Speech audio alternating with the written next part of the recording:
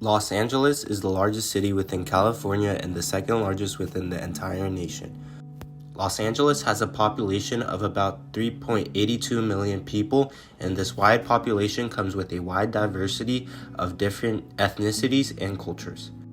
African Americans, Asians, and Latinos make up approximately 67% of the population, according to the most recent census taken in 2020. With this widespread diversity, there comes conflict with people being racist and exerting forms of discrimination on other people. The topic for my project will be about racism within financing and accounting within the city of Los Angeles. Some of the stakeholders that will be explored are NABA Incorporation and the Chief Executive Office of the County of Los Angeles Anti-Racism, Diversity, and Inclusion, also known as ARDI Initiative, that advocates for anti-racism within Los Angeles. These stakeholders want to provide a change to bring about justice to policies within finance and accounting that make it unfair for minority groups such as African Americans, Asians, Latinos, and more. The fault line where this will take place is Los Angeles, California, because the city is recognized as one of the major financial centers in the United States from the growing number of banks, insurance companies, investment firms, and other financial institutions alike. Some of the largest banks are settled in Southern California, as they are headquartered in this region and have received around $415 billion in assets, such as Bank of America and City National Bank based in Los Angeles. The following informative video will cover racism affecting Latinos and Asians, African Americans within finance and accounting, as well as the organizations such as NABA Incorporation and the Chief Executive Office of the County of Los Angeles Anti-Racism, Diversity, and Inclusion Initiative that advocates for anti-racism within Los Angeles. The first resource that I will be discussing is titled Public Finance and Racism, written by William G. Gale, looks at inefficient policies within finance that are racist and discriminate against others based on the color of the skin or where they are from. Some of the policies within the financial sector contribute to continuing racial discrimination within the United States, mostly affecting Black households. Gale explores how Black Americans are less likely to be employed, and those who are fortunate with jobs are less likely to have comprehensive benefits and are incapable of taking advantage of tax breaks for employer benefits than white taxpayers can. A specific example of a policy being racist is the mortgage interest deduction policy. This policy can be seen as racist as its redlining practices from 1934 to 1968 made it virtually impossible for Black people to own homes listed as valuable enough to generate high enough interest payments, mortgage to take advantage of the MID. This source shows how policies within Los Angeles can affect families and people of lower incomes because most policies discriminate against people who earn a lower income than others, which are more likely to be people of color. In my opinion, these policies are not outright racist, as they do not discriminate against people based on the color of their skin, but can indirectly affect those of color. The policies and laws that are imposed, as stated, affect those with a lower household income, which happen to be a minority such as Black and Mexican households, who are given less opportunity for employment and the benefits that being employed reap. The second resource, titled Race and Racism in an Elite Post-Colonial Context, Reflections from Investment Banking, written by Anjas Prasad and Tanvir Qureshi, uncovers how post-colonial society has a lasting effect on racism and racial hierarchies and how they are exhibited within different workspaces. Prasad investigates this problem as the complexities of race and geopolitical locations distinctly marked by the Western imperialist project greatly underestimate the use of racism and racial hierarchies that were imposed initially during Western imperialism that has only become further concentrated in the era of post-coloniality. Tanvir Qureshi, a minority investment banker who worked in several countries, explained different instances where Caucasians were put on a pedestal by many of the locals. For example, he brings up the instance of his Oxbridge-educated boss, John, as no client would question John's credibility as a white banker, but Tanvir would be asked additional questions that needed to be asked, such as, how did I come across? This source shows how colonization of different cities such as Los Angeles has led to everlasting effects of social hierarchies. These social hierarchies believe that the white man is superior to all races, which leads to the degradation of other minority groups seeking the same treatment.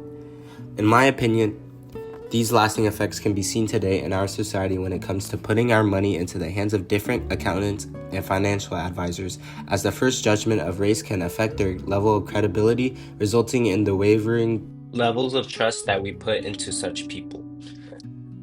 The third resource, titled From the Racialization of Finance to the Financing of Anti-Racism, Tracing the U.S. Financial Industry's Investments in Closing the Racial Wealth Gap, written by Emily Rosenman, discusses how investment pledges going towards racial equity, which is known as racial justice investing, can create solutions to combat against racial injustice, as well as to help colored households and businesses.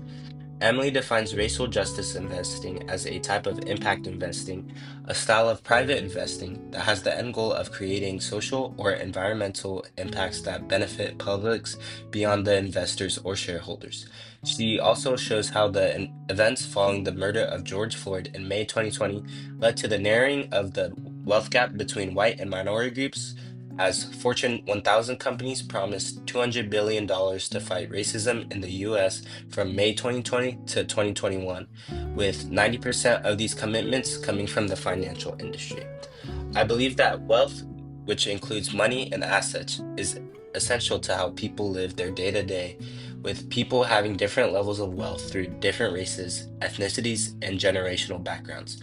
The use of racial justice investing is beneficial in narrowing the wealth gap, as it gives minority-owned businesses and households a surplus of money that allows them to create opportunity and economic growth for themselves, challenging years of marginalization through post-colonialism.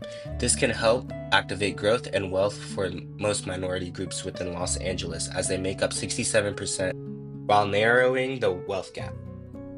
The fourth resource, titled Fringe Financial Ecologies and Place-Based Exclusion, A Tale of Two Cities, written by Ian Dunham and Alec Foster, explores the inequities of different brick-and-mortar financial service offerings that result in the inference of social justice for financial inclusion within the city of Los Angeles.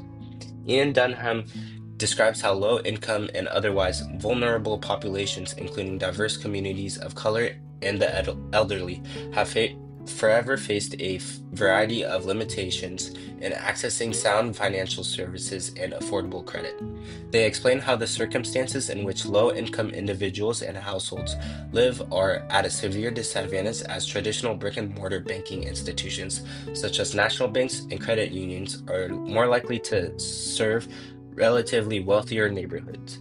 I believe that based on the living location of minority groups such as Black and Latinos, these structural barriers limit their access to mainstream financial services, making them a significant target for predatory fringe providers.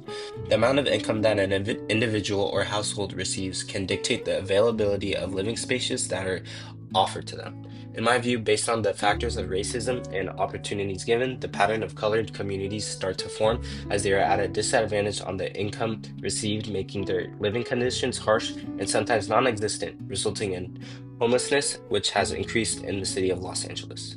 The National Association of Black Accountants, also known as NABA Incorporated, strives to bridge the opportunity gap between Black professionals and business professions such as accounting and finance. The National Association of Black Accountants is a nonprofit membership association actively involved in making opportunities available for Black professionals wanting to find a way in the business world. The ways in which they support this mission is through education, resources, and building meaningful career connections to both professionals and student members within Los Angeles, representing more than 200,000 Black professionals. The provision that they have for this nonprofit is to help widen the opportunities available to Black people so that striving business leaders can grow, advance, and achieve the best version of themselves. Some ways in which they provide opportunities is through their corporate partnerships that give access to development, recruitment, employee networking, and diversity. They have developed college programs that help offer mentorship and guidance in Los Angeles, offering exposure to work and the ability to gain experience through internships, scholarships, and case competitions that help with public speaking as well as presentations. The following video will show how NABA helps students to gain equal opportunities within the business and financing accounting world. I'm a student at the University of Connecticut School of Business, and I've been super fortunate to have the opportunity to come here and learn about different opportunities. As a rising sophomore, I'm just still exploring opportunities in consulting, accounting, and tax. And what I loved about NABA was it's an organization where students like me, students of color, especially from school that's a PWI, can connect with professionals, can connect with Black excellence, can connect with people who will really show me the different path that I can pursue for a life that we all deserve. Economic development, public safety, criminal justice, and housing is a direct result of racism.